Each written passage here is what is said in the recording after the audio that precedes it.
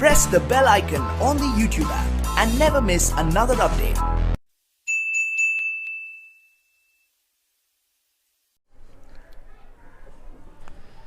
Hello friends, तो आपका एक बार फिर से बहुत बहुत स्वागत है हमारे इस YouTube channel MSc classes online पे। तो दोस्तों, पिछले 2 वीडियो में मैंने आपको ब्लड से रिलेटेड काफ़ी इन्फॉर्मेशन प्रोवाइड की है, लेकिन फ्रेंड्स आज जो मैं थर्ड वीडियो आपके सामने लेकर आया हूँ, इसका रीज़न यही है कि क्योंकि फर्स्ट वीडियो में यानी फर्स्ट जो पार्ट था उसमें मैंने आपको ब्लड की बेसिक सारी इन्फॉर्मेशन प्रोवाइड की थी, लेकिन जो सेकेंड वीडियो में फ्रेंड्स उसके डिटेल्ड डिस्क्रिप्शन में यानी कि जो WBC हो या RBC हो उनको मैंने कम्प्लीटली समझाने की कोशिश की थी। लेकिन फ्रेंड्स जो टेक्निकल इशू आने की वजह से जो RBC तो कंप्लीट हो गई थी लेकिन WBC कंप्लीट नहीं हो पाई थी, जिसके कारण मुझे तीसरी वीडियो बनानी पड़ रही है। और फ्रेंड्स इसके साथ साथ मैं इस तीसरी वीडियो में जो पार्ट थर्ड है इसमें मैं WBC के साथ साथ जो WBC के जो बचे हुए पार्ट्स थे उसको और प्लेटलेट्स को भी डिस्कस करने वाला हूं। तो फ्रेंड्स इसके लिए क्या करेंगे, आप इस वीडियो को लास्ट तक देखना, आपको बहुत मज़ा आने वाला है। तो चलिए वीडियो को शुरू कर लेते हैं। लेकिन फ्रेंड्स वीडियो शुरू करने से पहले मेरी हमेशा की तरह आप लोगों से एक रिक्वेस्ट है कि अगर आपने हमारे इस चैनल को सब्सक्राइब नहीं किया है तो प्लीज़ आप इस चैनल को सब्सक्राइब कर लें। और फ्रेंड्स सब्सक्रिप्शन बटन के बराबर में एक आपको बेल आइकन दिख रहा होगा यानी घंटे का निशान दिख रहा होगा, आप उस पर भी क्लिक कर लें ताकि मेरे द्वारा अपलोड की जाने वाली कोई भी वीडियो आपसे मिस ना हो। तो दोस्तों चलिए इस वीडियो को लास्ट तक देखना आप। सबसे पहले चलिए यहाँ पे अब एक बार डिस्कस कर लेते हैं WBC के बारे में। तो WBC के बारे में जैसा कि मैंने आपको बताया था, WBC जो होता है ये हमारी बॉडी को बाहरी अटैक यानी बाहरी एंटीजन से बचाता है। यानी WBC का मेन काम क्या होता है, हमारी पूरी बॉडी को बाहरी एंटीजन से बचा कर रखना। तो WBC के अंदर जो जो कंपोनेंट्स हैं उसको आज हम डिस्कस करने वाले हैं। कुछ इसके कंपोनेंट्स तो हमने पीछे सेकंड वीडियो में डिस्कस कर ली थी और पार्ट 1 में भी हमने काफ़ी सारी बातें इनके बारे में चर्चाएं की थी। दोस्तों अगर आपने वो वीडियो नहीं देखी है तो प्लीज़ आप इस वीडियो के ऊपर एक आई बटन आपको दिख रहा होगा, आप उस पर भी क्लिक करके वो वीडियो देख सकते हैं, या मैं इस वीडियो की जो पिछली 2 वीडियो की लिंक मैं नीचे डिस्क्रिप्शन में दे दूँगा, तो वहाँ से भी आप इसे देख सकते हैं। चलिए यहाँ पर सबसे पहले बात कर लेते हैं ग्रेन्युलोसाइट और एक ग्रेन्युलोसाइट। ये जो WBC के पार्ट्स हैं इसको 2 पार्ट में कैटेगराइज करते हैं। और ये जो वर्ड ल्यूकोसाइट है फ्रेंड्स, ये मैंने पिछली वीडियो में आपको बताई थी कि ल्यूकोसाइट जो है WBC का बायोलॉजिकल नेम है। ये WBC को अगर आप किसी भी चीज़ को वैसे पढ़ेंगे तो ल्यूकोसाइट के नाम से भी इन्हें जानते हैं। यानी WBC को हम हिंदी में श्वेत रक्त कोशिकाएं यानी श्वेत रक्त कणिकाएं कहते हैं। इसका जो बायोलॉजिकल नेम है ल्यूकोसाइट है। तो अब यहाँ पे देख लेते हैं WBC को हम 2 पार्ट में कैटेगराइज करते हैं। पहला तो आता है ग्रेन्युलोसाइट और दूसरा आता है एक ग्रेन्युलोसाइट। ग्रेन्युलोसाइट जो होता है फ्रेंड्स, ग्रेन्युलोसाइट यानी जो शेप होती है वो इरेगुलर होती है। ये पिछली वीडियो में मैंने आपको बताया था, जो इरेगुलर शेप होती है फ्रेंड्स। इरेगुलर शेप इसके साथ साथ इसके जो साइटोप्लाज्म में जो भी ऑर्गेनल्स होते हैं, अगर ऑर्गेनल्स के अंदर ग्रेन्यूल्स यानी दानेदार संरचनाएं पाई जाएगी तो उसे हम ग्रेन्युलोसाइट का नाम देंगे, और जिसके अंदर वो दानेदार संरचनाएं नहीं पाई जाएगी उसे हम एक ग्रेन्युलोसाइट कहेंगे। अब बात करते हैं फ्रेंड्स ग्रेन्युलोसाइट के कितने पार्ट्स होते हैं। तो ग्रेन्युलोसाइट को हम जनरली 3 पार्ट में कैटेगराइज करते हैं। ये सभी पार्ट्स फ्रेंड हम WBC के ही पढ़ रहे हैं। तो ग्रेन्युलोसाइट की बात करें तो ग्रेन्युलोसाइट को हम 3 पार्ट में कैटेगराइज करते हैं। पहला आता है ओएसिनोफिल्स, दूसरा बेसोफिल्स और न्यूट्रोफिल्स। इनको आपको बहुत अच्छे से समझना है, क्योंकि जब कोई पेशेंट एक एलर्जी वगैरह की टेस्ट होती है तो उनके अंदर रिपोर्ट के अंदर ये सारी चीज़ें मेंशन होती है। तो इसलिए आपको ये सब चीज़ें जानना बहुत ज़रूरी है, क्योंकि ये सब बेसिक इन्फॉर्मेशन है और आपको बहुत हेल्प करेगी किसी भी चीज़ को रिपोर्ट को पढ़ने में। तो चलिए सबसे पहले हम ओएसिनोफिल्स की बात करते हैं। जो ओएसिनोफिल्स होती है इनकी जो परसेंटेज होती है जो WBC के अंदर, तो WBC के अंदर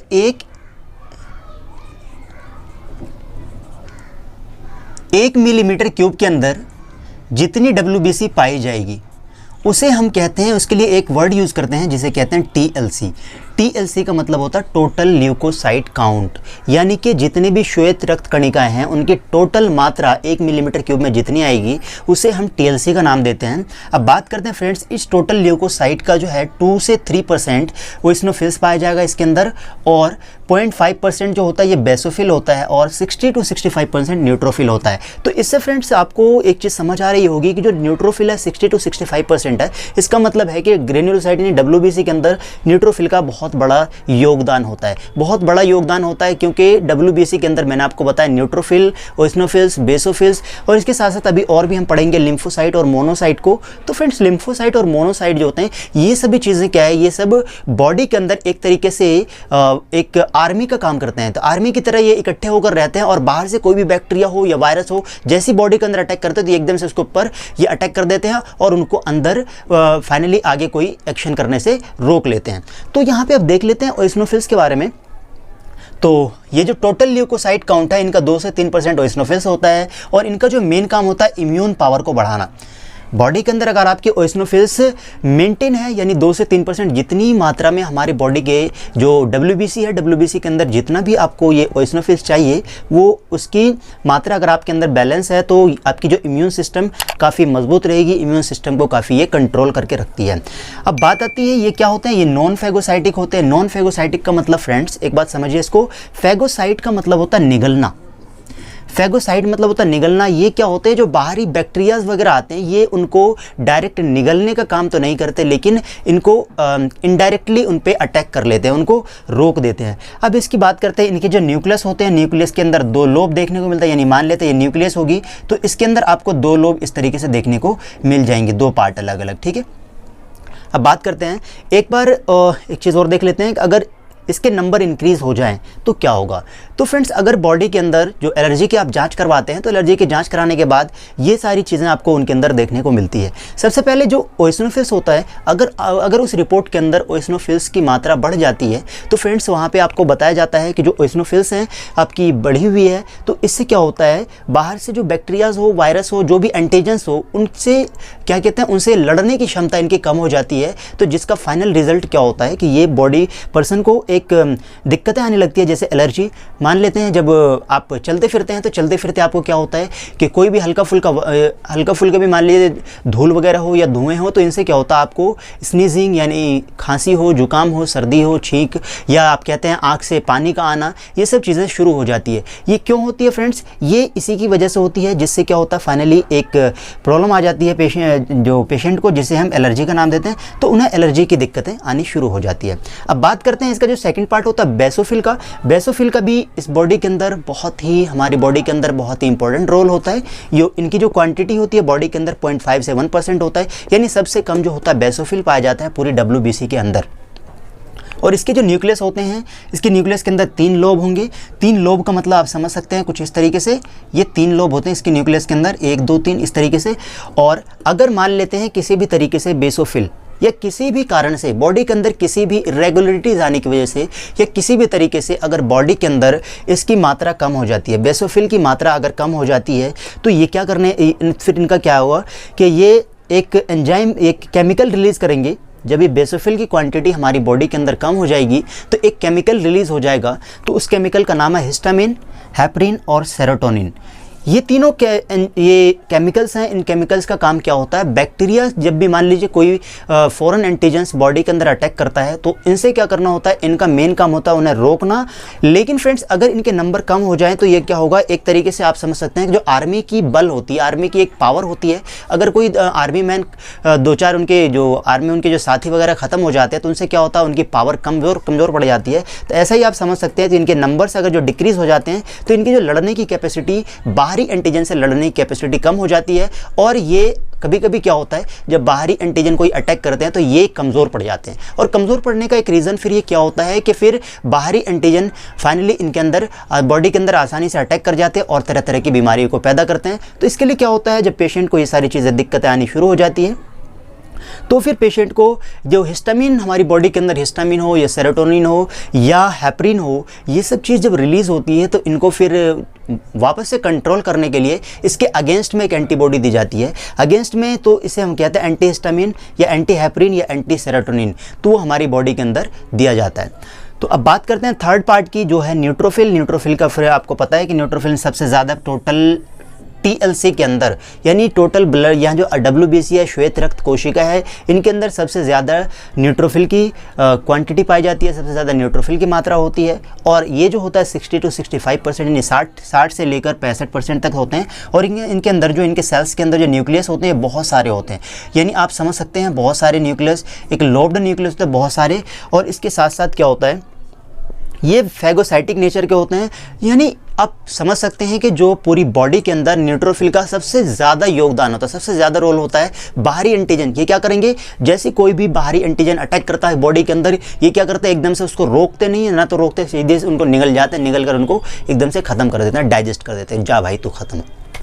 तो अब क्या होता है, ये न्यूट्रोफिल बिल्कुल इनका बहुत बड़ा योगदान होता है, ठीक है फ्रेंड्स, जो फॉरेन एंटीजन को निगल लेते हैं एकदम से और फॉरेन एंटीजन को फाइनली ख़त्म कर देते हैं और हमारी बॉडी को वापस से सुरक्षा प्रदान करते हैं। तो इसका दूसरा पार्ट फ्रेंड्स यहाँ पे होता है जो WBC का एक ग्रेन्युलोसाइट। एक ग्रेन्युलोसाइट का मतलब होता है इसके अंदर क्या होता है, साइटोप्लाज्म के अंदर ग्रेन्यूल अब्सेंट होते हैं। अब इसके भी दो पार्ट हैं, लिम्फोसाइट और मोनोसाइट। लिम्फोसाइट और मोनोसाइट का भी जिस तरीके से अभी आपने देखा न्यूट्रोफिल, बेसोफिल और ओएसनोफिल, इनका बहुत बड़ा योगदान है हमारी बॉडी के अंदर यानी WBC के अंदर, इसी तरीके से लिम्फोसाइट और मोनोसाइट भी बहुत बड़ा रोल प्ले करता है। बात करते हैं मोनोसाइट की। सबसे पहले लिम्फोसाइट को देखते हैं। लिम्फोसाइट की जो अमाउंट होती है यानी कि परसेंटेज होती है इनके टोटल TLC के अंदर, इन टोटल ल्यूकोसाइट काउंट के अंदर, ये जो वाइट ब्लड सेल है इनके अंदर जो टोटल इनकी मात्रा होती है 20 से 25% की होती है और ये साइज़ में छोटे होते हैं। इनका न्यूक्लियस काफ़ी बड़ा होता है। ये नॉन मोटाइल होते हैं। नॉन मोटाइल का मतलब होता है अचल, यानी कि ये इसके अंदर कोई मूवमेंट नहीं होती, नो मूवमेंट। ठीक है फ्रेंड्स, ये एक जगह से दूसरी जगह मूव तो नहीं करते और ये फैगोसाइटिक भी नहीं होते, यानी ये बाहरी एंटीजन को निगलने का भी काम नहीं करते। तो फिर क्या करेंगे भाई, जब ये बाहरी एंटीजन को निगलते भी नहीं तो उनको क्या करते हैं, तो अभी मैंने आपको बताया था जैसे ओएसनोफिल्स होते हैं, ओएसनोफिल्स भी नॉन फैगोसाइटिक थे, इसी तरीके से ये लिम्फोसाइट जो है, लिम्फोसाइट भी नॉन फैगोसाइटिक है। ये बाहरी एंटीजन को निगलते तो नहीं है, लेकिन जैसे ही ये देखते हैं कि बाहरी एंटीजन हमारी बॉडी के अंदर अटैक कर रहा है तो एकदम से ये क्या करता है, ये दोनों एकदम से लिम्फोसाइट और मोनोसाइट दोनों भाई एकदम से तैयार हो जाते हैं और उससे फाइट करने के लिए। तो इनका जो मेन काम क्या होता है, ये एक भाई तो नॉन फैगोसाइटिक है, दूसरा देख रहे हैं आप फैगोसाइटिक नेचर का। ये क्या करते हैं, जितना हो सकता है निगल लेते हैं। लेकिन बात आती है कि ये फिर क्या करते हैं, इनको किसी न किसी तरीके से दोनों आपस में एक बात करते हैं भाई, किसी न किसी तरीके से बाहरी जो दुश्मन को रोकना है। तो इनको रोकने के लिए क्या करते हैं, ये दोनों मिलकर आपस में एक क्या रिलीज करते हैं, एक केमिकल रिलीज कर देते हैं, यानी एंटीबॉडी रिलीज कर देते हैं। जो एंटीबॉडी क्या होता है, उन बैक्टीरिया हो, वायरस हो, बाहरी एंटीजन से वो क्या करते हैं, उनसे लड़ते हैं और उनको फाइनली डिस्ट्रॉय कर देते हैं। तो अब देख लेते हैं, चलिए। मोनोसाइट है, दूसरा होता है इसका पार्ट मोनोसाइट। मोनोसाइट क्या होता है, 6 से 8% होता है इनकी। ये टोटल WBC का जो होता है 6 to 8% मोनोसाइट होता है पूरी WBC के अंदर। और इनकी जो साइज़ होती है ये काफ़ी बड़ी होती है। इसकी जो शेप होती है बीन शेप की होती है इसकी न्यूक्लियस, और ये फैगोसाइटिक नेचर के होता है। अभी आपको बताया था कि ये फैगोसाइटिक नेचर के होते हैं और ये मोटाइल होते हैं। ये क्या होते हैं, फैगोसाइटिक नेचर के होते हैं। अब बात कर लेते हैं कि जो लिम्फोसाइट है, लिम्फोसाइट भी दो तरीके के होते हैं, एक तो बी लिम्फोसाइट है, एक टी लिम्फोसाइट है। बी लिम्फोसाइट, अब टी लिम्फोसाइट, अब एक चीज़ आपको खास ध्यान रखना है कि बी वर्ड किस लिए आता है और टी वर्ड किस लिए आता है, क्योंकि हम अब लिम्फोसाइट को दो पार्ट में कैटेगराइज कर रहे हैं, लेकिन बी लिम्फोसाइट है, एक दूसरा टी लिम्फोसाइट है।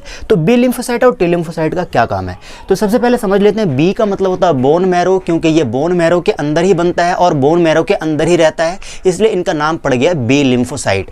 और दूसरा आता है ये भाई साहब टी लिम्फोसाइट। टी लिम्फोसाइट क्या करते हैं, ये बोन मैरो के अंदर तो होते हैं, लेकिन क्या करते हैं बाद में ये माइग्रेट कर जाते हैं। किस लिए, ये इंटीग्रेट करने के लिए नहीं, बढ़ने के लिए, मल्टीप्लाई करने के लिए कहाँ पहुंच जाते हैं, ये भाई साहब चले जाते हैं इस थाइमस के अंदर। जब ये थाइमस के अंदर चले जाते हैं तो क्या होता है, ये थाइमस के अंदर पहुंचते हैं, इसलिए इसका नाम पड़ जाता है टी लिम्फोसाइट। और ये एक चीज़ और भी है, जब ये थाइमस के अंदर पहुंच जाते हैं तो दोनों का मेन काम क्या होता है, बॉडी को इम्यून सिस्टम प्रोवाइड करना। अब क्या होता है, एक बार जब मान लेते हैं, चलो एक एग्जांपल लेते हैं, मान लीजिए शुरू में कोई बैक्टीरिया हो या बाहर से कोई एंटीजन हो हमारी बॉडी में, जैसे ही अटैक करता है तो वो उसे हम कहते हैं हल्का फुल्का, क्या कहते हैं, हल्का फुल्का हमारी बॉडी को नुकसान होता है। तो जैसा आप समझ सकते हैं, एक तरीके से कहीं पे बम्बार्डिंग होती है तो वहाँ पे क्या होता है, स्टार्टिंग में फर्स्ट टाइम पे हल्की फुल्की वो होती है, लेकिन जब सेकंड उसकी वो होती है तो सेकंड में जो प्री प्लान्ड होते हैं, तो पहली बार जब कोई इसी तरीके से, जब पहली बार कोई बैक्टीरिया हमारी बॉडी के अंदर अटैक करता है अगेंस्ट में, पहली बार जो रिस्पॉन्स देते हैं, जो लड़ते हैं, तो उनको एक नाम देते हैं जिसे हम प्राइमरी रिस्पॉन्स का नाम देते हैं। और दूसरी बात जो फिर ये क्या होता है, प्राइमरी रिस्पॉन्स। अब इसके बाद क्या होता है, दोनों एकदम से थोड़ा एक्टिव हो जाते हैं और धीरे धीरे एंटीबॉडी तैयार करना शुरू कर देते हैं। अब बात आती है कि फिर क्या होता है, जब दूसरी अटैक होती है हमारी बॉडी के अंदर, वो थोड़ा इससे मैसिव होता है, इसे थोड़ा खतरनाक होता है, थोड़ा ज़्यादा घातक होता है। तो दूसरी अटैक जब बॉडी के अंदर होती है उसे कहते हैं उसे कहते हैं सेकेंडरी रिस्पॉन्स। तो अब क्या होता है, दोनों मिलकर क्या करते हैं, दोनों मिलकर एक एंटीबॉडी रिलीज करते हैं, जो क्या करता है, ये प्राइमरी और सेकेंडरी यानी पूरी एंटीबॉडी जो एकदम से तैयार हो जाती है, प्री प्लान्ड, ये भी अपने अंदर फिर प्री प्लान्ड होते हैं दूसरे रिस्पॉन्स के लिए।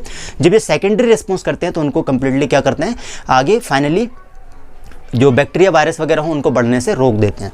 अब चलिए एक बात ये चीज़ आप समझ गए होंगे कि ग्रेनुलोसाइट क्या होते हैं, इनके पार्ट लिम्फोसाइट और मोनोसाइट, और लिम्फोसाइट और मोनोसाइट के क्या काम है ये भी आप समझ गए होंगे। लिम्फोसाइट के क्या पार्ट है, बी लिम्फोसाइट, टी लिम्फोसाइट, और इनके क्या काम है ये भी आप समझ गए होंगे। और बी लिम्फोसाइट और टी लिम्फोसाइट एक चीज़ और समझिए, जो बॉडी के अंदर जो सेल हो, जो बाहरी एंटीजन जो बॉडी के अंदर आते हैं, और वो बैक्टीरियाज या वो सेल्स या वो वायरस जो कैंसर वगैरह प्रोड्यूस करता है, कैंसर वगैरह प्रोड्यूस करने वाले जो सेल्स होते हैं, जो क्या एंटीजेंस होते हैं, उनको क्या करता है, ये मेन काम होता है उनको रोकने का, और उनको डिस्ट्रॉय कर देते हैं। और दोनों बी और टी लिम्फोसाइट मिलकर दोनों कैंसर सेल को ख़त्म करने का ही काम करते हैं।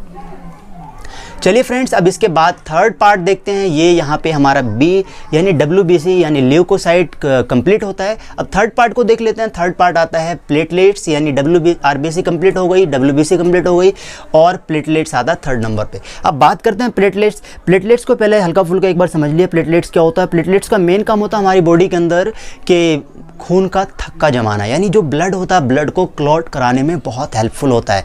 यानी अब सोचिए ज़रा कि हमारी बॉडी के अंदर जो प्लेटलेट्स होता है इनका कितना बड़ा योगदान है। अब मान लीजिए अगर हमारी बॉडी के अंदर प्लेटलेट्स ना हो तो क्या होगा। जब हमारी बॉडी के अंदर प्लेटलेट्स ना होंगे तो क्या होगा, अगर किसी व्यक्ति का मान लीजिए हाथ कट गया, या चलते फिरते या गिर गए या चोट लग गई, तो उनसे क्या होगा, उनका खून बहना शुरू होगा, और वो खून रुकेगा ही नहीं, तो फाइनल क्या होगा, वो व्यक्ति की डेथ हो जाएगी। अब बताइए कितना बड़ा योगदान जो आपका ये प्लेटलेट्स है, कितना बड़ा योगदान हमारी बॉडी के अंदर दे रहा है। अब चलिए इसको क्या करते हैं, इसका जो बायोलॉजिकल नेम समझते हैं एक बार। इसको कहते हैं थ्रोम्बोसाइट, और आपको ये जो बायोलॉजिकल नेम है बहुत अच्छे से याद रखने की ज़रूरत है। जो RBC के नाम क्या थे वो भी बताया आपको। WBC को आप याद रखेंगे ल्यूकोसाइट, RBC को क्या कहते हैं, RBC को आप याद रखेंगे एरिथ्रोसाइट, और उसके बाद प्लेटलेट्स को आपको याद रखना है थ्रोम्बोसाइट। और ये क्या होता है, ये प्रोड्यूस होता है कहाँ से, एक बोन मैरो के अंदर एक सेल होता है, उस सेल को नाम देते हैं हम मेगा कैरियोटिक सेल। उस मेगा कैरियोटिक सेल से ही ये प्लेटलेट्स क्या होता है, ये बनते हैं। अब बात आती है कि ये किस शेप की होती है। इसकी जो शेप होती है राउंड होती है या ओवल होती है, यानी अंडे के जैसे गोल आकृति के होते हैं। अब बात आती है कि ये कलरलेस होता है। कलरलेस अभी आपने पढ़ा था, WBC और RBC और प्लेटलेट्स, इन तीनों के अंदर केवल RBC ही ऐसा क्या कहते हैं ब्लड कॉर्पसेल्स है जिनका कलर क्या होता है, रेड होता है। वो भी किसकी वजह से होता है भाई, वो आपकी हीमोग्लोबिन की वजह से होता है। लेकिन प्लेटलेट्स की बात करें तो प्लेटलेट्स क्या होते हैं, प्लेटलेट्स का जो कलर होता है ये कलरलेस होता है, क्योंकि इसके अंदर हीमोग्लोबिन नाम का कोई सब्सटेंस नहीं पाया जाएगा। अब बात आती है ये क्या होता है, smallest as compared to WBC and RBC। एक चीज़ आपको बहुत अच्छे से ये भी याद रखना पड़ेगा कि WBC हो या RBC हो या प्लेटलेट्स हो, इन सब में सबसे छोटे साइज का जो होगा यानी प्लेटलेट्स होगा। यानी ये समझ लीजिए सबसे बड़ा भाई RBC, फिर WBC, फिर उसके बाद सबसे छोटा भाई आपका ये प्लेटलेट्स हो जाता है, ठीक है ना। अब बात करते हैं कि इसका कलर हो गई। कलर के बाद बात करते हैं इसका रेंज, कि जो हमारी ब्लड के अंदर जो इसका प्लेटलेट्स की जो टोटल रेंज होती है ये 1.5 लाख से लेकर 3.5 लाख के बीच होती है। तो अब बताइए सबसे ज़्यादा कौन होता है, सबसे ज़्यादा मैंने आपको बताया था RBC होता है हमारी ब्लड के अंदर। RBC कितना होता है, RBC मैंने आपको बताया 5 से लेकर 5.5 मिलियन यानी 50 से 60 लाख के बीच होता है। और यहाँ पे उसके बाद दूसरा नंबर आता है प्लेटलेट्स का। जो प्लेटलेट्स कितने नंबर का होता है, प्लेटलेट्स की रेंज क्या होती है, ये 1.5 से 3.5 लाख के बीच हमारी बॉडी के अंदर पाया जाता है। और तीसरा होता है आपका WBC। जो WBC यानी अगर बात करें इसके रेंज की, तो रेंज में क्या है, सबसे ज़्यादा हम किसको ये देखेंगे, सबसे ज़्यादा RBC होते हैं, उसके बाद प्लेटलेट्स, फिर WBC। लेकिन अगर साइज़ की बात करें तो सबसे बड़ी साइज़ होती है RBC की, फिर WBC, फिर उसके बाद प्लेटलेट्स। ये आपको याद रखना है। चलिए फ्रेंड्स, अब यहाँ पे देख लेते हैं इसका काम क्या होता है। इसका मेन फंक्शन होता है, अभी जस्ट मैंने आपको बताया था कि क्लोटिंग का काम करता है। ये खून को थक्का जमाने का काम करता है। अगर किसी व्यक्ति का हाथ कट जाता है या चोट लग जाती है, जब खून बहना शुरू होता है तो वो 2 से 3 मिनट के अंदर वो क्लोट कर जाता है, वहीं पर जम जाता है और बाकी खून को बहने से रोक देता है। ये क्यों होता है भाई, ये इसी की वजह से होता है, ये क्लोटिंग यानी प्लेटलेट्स की वजह से। अब बात करते हैं अगर किसी व्यक्ति के अंदर प्लेटलेट्स के नंबर कम हो जाएं, तो ये सारी चीज़ें पढ़ने के बाद फ्रेंड्स आपके मन में एक सवाल तो ज़रूर आया होगा कि अगर प्लेटलेट्स के नंबर कम हो जाएं तो क्या होगा, या प्लेटलेट्स के नंबर अगर ज़्यादा हो जाए तो क्या होगा। तो इसके बारे में बात कर लेते हैं। चलिए एक बार देखते हैं। यहाँ पे मानते हैं कि अगर प्लेटलेट्स के नंबर किसी व्यक्ति के अंदर कम हो जाए तो क्या होगा। तो अगर किसी व्यक्ति के अंदर, शुरू से हम पढ़ते आ रहे हैं कि भाई प्लेटलेट्स के नंबर कम हो जाए तो क्या होगा, RBC के नंबर कम हो जाए तो क्या होगा, WBC के घटने या बढ़ने से क्या दिक्कतें आ सकती है। तो अब बात कर लेते हैं कि प्लेटलेट्स की भी देख लेते हैं। RBC में तो मैंने आपको बताया था कि एनीमिया नाम की बीमारी हो जाएगी। एरिथ्रोसाइटोपिनिया नाम की बीमारी हो जाएगी। लेकिन प्लेटलेट्स की तो देख लेते हैं हम। प्लेटलेट्स में क्या होगा, हाँ यहाँ भी एक तरीके की बीमारी हो जाएगी। प्लेटलेट्स में क्या होगा, अगर किसी व्यक्ति के अंदर प्लेटलेट्स के नंबर कम हो जाएंगे, तो ज़रा आप सोचिए कि प्लेटलेट्स के नंबर कम हो जाएंगे। प्लेटलेट्स का मेन काम क्या है, खून को थक्का जमाने का। और प्लेटलेट्स के नंबर अगर कम हो जाएंगे तो क्या होगा, तो प्लेटलेट्स के नंबर कम हो जाएंगे, ऑब्वियस सी बात है कि वो क्या करेंगे, खून को थक्का नहीं जमा पाएंगे। और फाइनली क्या होगा, इंसान का खून बहता रहेगा बहता रहेगा बहता रहेगा और फाइनली क्या होगा, इंसान की डेथ हो जाएगी। तो बताइए कितना खतरनाक है। प्लेटलेट्स का हमारी बॉडी के अंदर मेंटेन रहना बहुत ज़रूरी है। ठीक है, अब चलिए बात करते हैं कि प्लेटलेट्स के नंबर कम होने से क्या होगा, वो पता चल गया आपको। जो इसकी लाइफ स्पैन देखिए, लाइफ स्पैन मैंने आपको बताई थी, सबको एक दूसरे से कोरिलेट करके पढ़ेंगे, आपको बहुत मज़ा आने वाला है। तो सबसे पहले मैंने आरबीसी की लाइफ स्पैन आपको बताई थी। आरबीसी 120 दिन तक जीता है। और जो एक व्यक्ति से दूसरे व्यक्ति में हम ब्लड को ट्रांसफर करते हैं, तो उस दौरान क्या होता है, आरबीसी की जो लाइफ होती है दूसरे व्यक्ति के अंदर, वो 60 दिन की होती है।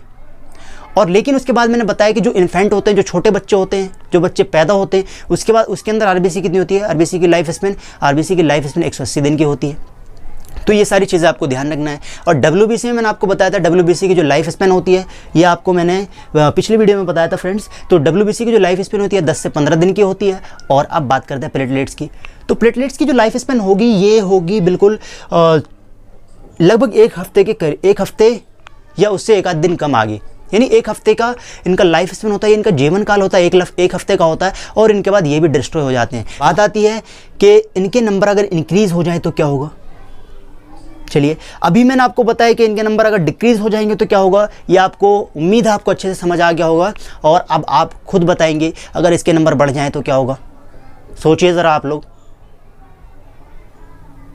चलिए मैं ही बता देता हूं। यहां पे अगर आपके प्लेटलेट्स का नंबर इंक्रीज हो जाएगा, तो जैसे मैंने आपको बताया था कि आरबीसी का नंबर अगर इंक्रीज होगा तो क्या होगा, जो नस है हमारी बॉडी, हमारा जो नस होता है, नस के अंदर, इन आर्टरीज के अंदर क्या होगा, ब्लॉकेज आनी शुरू हो जाएगी। आरबीसी का नंबर जब साइज बड़ा हो जाएगा, मान लेते हैं ये आपकी आर्टरी है, ये नस है, अगर इसके अंदर, मैंने पिछली वीडियो में बताया था कि आरबीसी का साइज़ अगर बढ़ जाएगा तो क्या होगा, फाइनली जो आरबीसी की साइज़ बढ़ेगी तो इसके अंदर क्या होगा, ये जो वैन है, वैन की थिकनेस तो ये फिक्स है, तो इसके अंदर क्या होगा, ये गाढ़ापन ज़्यादा हो जाएगा। और गाढ़ापन होगा, धीरे धीरे क्या होगा, नस के अंदर ब्लॉकेज आनी शुरू हो जाएगी। तो इसी तरीके से अगर बात करते हैं, मान लीजिए प्लेटलेट्स के नंबर बढ़ जाएंगे तो क्या होगा, प्लेटलेट्स का मेन काम है फ्रेंड्स, यहाँ पे प्लेटलेट्स का काम होता है ब्लड को थक्का जमाने का। अब मान लीजिए ये प्लेटलेट्स अगर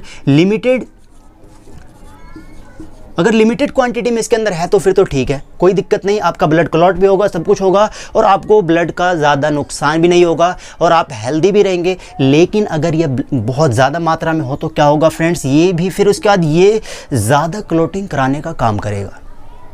हमारे ब्लड के अंदर फिर जगह जगह आपको क्लॉटिंग हो जाएगी। मान लीजिए जो वैन आपका बिल्कुल थिक है, उसके अंदर भी क्लॉटिंग देखने को मिलेगी, जो वैन थिन है उसके अंदर भी क्लॉटिंग देखने को मिलेगी। मान लीजिए आपकी ये वैन है, वैन के अंदर क्या है, पहले तो क्या होगा, जो आपके छोटे छोटे आपको देखने को मिलेंगे भी प्लेटलेट्स के नंबर, लेकिन जब ये नंबर बढ़ जाएंगे तो आपको क्या होगा, यहाँ पे देखेंगे डेंस हो जाएगा, ये एरिया काफ़ी डेंस होगा। और धीरे धीरे क्या होगा, पहले आपका ये एरिया धीरे धीरे इतना बढ़ेगा, फिर धीरे धीरे क्या होगा, ये एरिया और ऊपर क्लॉट होगा, तो क्या होगा, धीरे धीरे नैरो होता जाएगा और वैन के अंदर एक तरीके की प्रेशर बनेगी। और जब वो प्रेशर बन जाएगी तो क्या होगा फ्रेंड्स, प्रेशर बनने के साथ साथ आप, ऐसा तो नहीं है ना कि दिल को हम कह देंगे भाई रे तू थोड़ा कम धड़क, तू थोड़ा कम ब्लड को पंप कर, ऐसा तो नहीं होगा ना, बिल्कुल नहीं होगा। क्योंकि हार्ट पे हमारा बिल्कुल कंट्रोल नहीं है, हार्ट अपने आप वर्क करती है, हार्ट की एक फिक्स वो होती है, तो लेकिन हार्ट पे हम कंट्रोल नहीं कर सकते। जब हार्ट को कंट्रोल नहीं कर सकते तो वो लिमिटेड क्वांटिटी अपने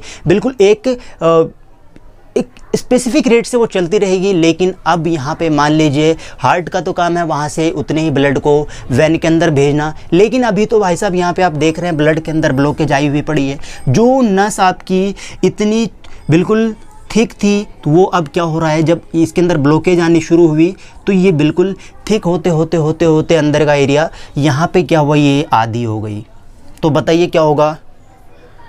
छोटा सा एग्जांपल लेके आप ही सोच लीजिए कि आपके पास एक काफ़ी मोटा पाइप है, एक काफ़ी पतला पाइप है, जब उसके अंदर से आप पानी को बहाएंगे तो क्या होगा, जब आप उसके अंदर से पानी को बहाएंगे तो फ्रेंड्स ये तो ऑब्वियस सी बात है, ये तो आप खुद ही समझ सकते हैं कि जो मोटा पाइप होगा उनसे कोई भी चीज़ पानी हो बड़े आसानी से निकल जाएगा। लेकिन जो पतला पाइप होगा क्या होगा, उसके अंदर एक प्रेशर लगाना पड़ेगा, पानी बिल्कुल धीरे धीरे जाएगा और जब आप आगे से प्रेशर उतना रहेगा तो क्या होगा, पाइप के फटने के भी चांस हो सकते हैं। तो ऐसा ही होता है यहाँ पे, क्या होगा, ब्लड बहुत अधिक मात्रा में क्लॉट कर जाएगी और क्लॉट करने के बाद क्या होगा फ्रेंड्स, आपके अंदर बहुत सारी दिल की दिक्कतें आनी शुरू हो जाएगी। यानी वैन जब आपका ब्लॉकेज हो जाएगा तो आपको हार्ट की दिक्कत हो सकती है, आपको क्या होगा, एंजाइना नाम की डिजीज़ हो सकती है जो कि हार्ट के अंदर जकड़न होगा, आपको सांस लेने में तकलीफ होगी। तो ये सारी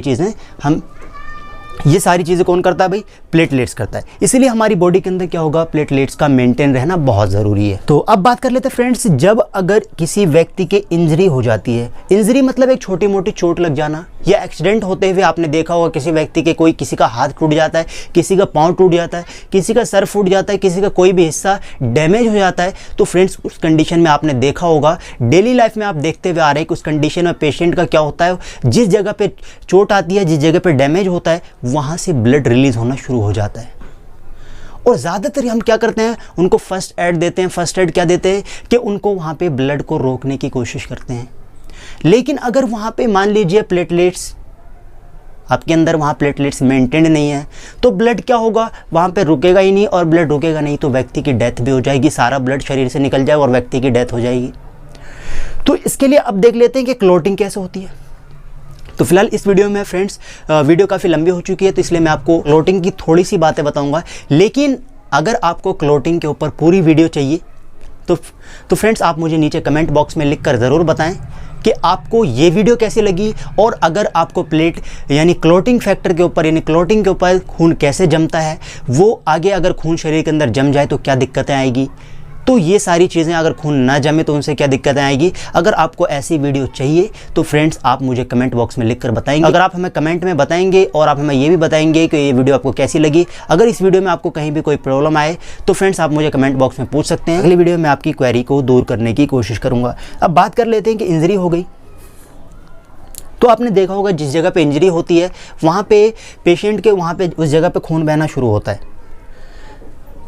तो जब खून बहता है तो क्या होता है, प्लेट के अंदर, प्लेट एक तरीके की केमिकल रिलीज करती है। उस केमिकल का नाम क्या है, यहाँ पे देख लेते हैं ज़रा। जो प्लेट एक तरीके की केमिकल रिलीज़ करती है, मान लीजिए यहाँ पे क्या होता है, ये इंसान का खून बहना शुरू हो रहा है यहाँ से, तो यहाँ से क्या होता है, यहाँ इस ब्लड के अंदर एक तरीके की केमिकल होती है जिस केमिकल का नाम है प्लेट फैक्टर। प्लेट फैक्टर, ये जो प्लेट फैक्टर होता है इसका नाम है थ्रोम्बोप्लास्टिन। अब बात करते हैं इसका नाम क्या है, दोबारा बोलिए फ्रेंड्स, इसका नाम क्या है, थ्रोम्बोप्लास्टिन। ये जो होता है थ्रोम्बोप्लास्टिन, थ्रोम्बोप्लास्टिन का काम क्या होता है, थ्रोम्बोप्लास्टिन जिस जगह पे आपका कटिंग होती है, जिस जगह पे चोट लगती है, वहाँ से जो ब्लड काफ़ी मात्रा में रिलीज़ हो रही होती है, तो उस जगह पे क्या होता है, ये केमिकल रिलीज़ हो जाता है और ब्लड इनको एकदम, प्लेटलेट्स इनको एकदम से कहते हैं तू वहाँ पे जा और वहाँ पे इनको ब्लॉकेज कर, नहीं तो इस पेशेंट की डेथ हो जाएगी, नहीं तो ये ब्लड कंटिन्यू बहता रहेगा और ब्लड रुकेगा नहीं और अंत में पेशेंट की डेथ हो जाएगी। तो प्लेटलेट्स इनको भेजते हैं, ये केमिकल रिलीज़ होता है और ये केमिकल फाइनली कहाँ पे, ये थ्रोम्बोप्लास्टिन नाम के केमिकल उस जगह पे आता है और उस जगह पे क्या होता है, नेटवर्क बना लेता है और नेटवर्क बनाते ही अंदर वाले को कहता है बस। तो उस जगह पे नेटवर्क बनाने के बाद वो अंदर वाले सारे ब्लड के कंपोनेंट्स को वो कहता है तुम यहीं रहो भाई, अब आगे बाहर आने की ज़रूरत नहीं। तो ये क्या करते हैं, 2 से 3 मिनट के अंदर वहाँ पे एक क्लॉटिंग पूरी नेटवर्क बना लेते हैं और क्या होता है, पूरा ब्लड क्लॉट कर जाता है, फाइनली पेशेंट डेथ होने से बच जाते हैं। तो ये थे इन्फॉर्मेटिव वीडियो फ्रेंड्स। अब चलिए, जैसा कि आप लोगों को पता है कि ये हम लोग आज 26 जनवरी है और इस 26 जनवरी के मौके पे हम लोग 72वां गणतंत्र दिवस मना रहे हैं। और जैसा कि आप देख रहे हैं इस कोरोना काल में झांकियाँ वगैरह निकल रही हैं और इस आपने देखा भी होगा कि इस कोरोना काल में बहुत कम ही लोगों को वहाँ पे कम ही झांकियाँ निकली हैं, क्योंकि कम ही लोगों को परमिशन दी गई थी। आई थिंक 25,000 लोगों को वहाँ पर परमिशन दी गई थी। तो चलिए, इस रिपब्लिक डे की बहुत बहुत शुभकामनाएँ। तो चलिए फ्रेंड्स, इस रिपब्लिक डे के मौके पे मैं आपको एक शेर सुनाना चाहता हूँ और उम्मीद आपको ये शेर बहुत पसंद आएगी। चलिए देख लेते हैं। ये शेर कुछ इस प्रकार है कि दिल से निकलेगी ना मरकर भी वतन की उल्फत, दिल से निकलेगी ना मरकर भी वतन की उल्फत, दिल से निकलेगी ना मरकर भी वतन की उल्फत, मेरी मिट्टी से भी खुशबू ए वफा आएगी।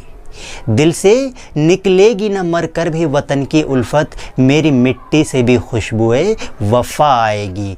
दिल से निकलेगी न मर कर भी वतन की उल्फत, मेरी मिट्टी से भी खुशबुए वफ़ा आएगी। तो दोस्तों यहीं पे हम वीडियो को समाप्त करते हैं और उम्मीद है आपको ये वीडियो बहुत पसंद आई होगी। दोस्तों बार बार मुझे कहना पड़ता है, मुझे आशा है कि आप लोगों ने वीडियो को लाइक कर दिया होगा, और अगर आपने लाइक कर दिया तो बहुत अच्छी बात है, और जिन्होंने नहीं किया तो प्लीज़ आप इस वीडियो को लाइक कर लें, और इसके साथ साथ इसे उन सारे फ्रेंड्स में, पूरे फ्रेंड सर्कल में इसे फैला दो एकदम, और इस वीडियो में फ्रेंड्स आप आग लगा दो।